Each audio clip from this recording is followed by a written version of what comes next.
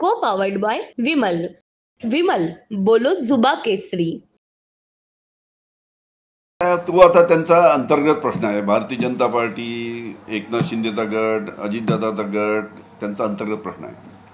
पण एक जे दिसते आता लोकसभेच्या निवडणुकीत झाला काय त्रांगडं झालं सर्व जनतेने पाहिलं या तिन्ही गटाचं, भारतीय जनता पार्टी आणि दोन गटाचं. आता विधानसभेच्या निवडणुकीमध्ये फार मोठं त्रांगडं होणार आहे. त्याची मला वाटते सुरुवात ही झालेली आहे.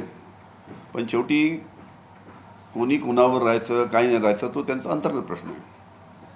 भाजप कार्यकर्त्यांचा गंभीर आरोप आहे की अजित पवार गटाकडून आम्हाला कुठलीही मदत झाली नाही, त्यामुळे त्यांच्या भाजपच्या त्या जागा पडल्या. काय आता त्यांचं प्रत्येक पक्ष स्वतःच्या पक्षाचं विश्लेषण करतो. आपल्या इतक्या मोठ्या प्रमाणात जागा कशा पडल्या. भारतीय जनता पार्टी, एकनाथ शिंदेचा गट किंवा अजितदादाचा गट एकत्र येऊन निवडणुका लढल्या. आता प्रत्येक लोकसभा मतदारसंघाचं ते विश्लेषण करत असणार आणि आपली आपली भूमिका, पक्षाची भूमिका ते सांगत असणार. तो त्यांचा अंतर्गत प्रश्न आहे. तो त्यांनी आपल्या स्तरावर निपटावा. कुठेतरी अजित पवारांना दूर करण्याचा हा प्रयत्न मला वाटतं का विधानसभेच्या आधी भाजपचा? कसं आहे की एकनाथ शिंदेला शह देण्यासाठी अजित पवारांना आणलं. आता भारतीय जनता पार्टी, एकनाथ शिंदे गट आणि अजित पवार असे तिन्ही मिळून आता निवडणुका लढवल्या. लोकसभेमध्ये काय झालं आपल्याला कल्पना आहे. आता विधानसभेमध्ये जे आहे, आता विधानसभेमध्ये परत काटछाट त्यांची चालू झाली दिसते असं या पद्धतीनं की यांनी आम्हाला मत नाही दिलं त्याच्यामुळे आमच्या जागा पडल्या. हे सर्व आता अजून ह्या गोष्टी पुढील जसं जसं विधानसभा येईल निवडणूक तसं अजून ह्या गोष्टी वाढतील.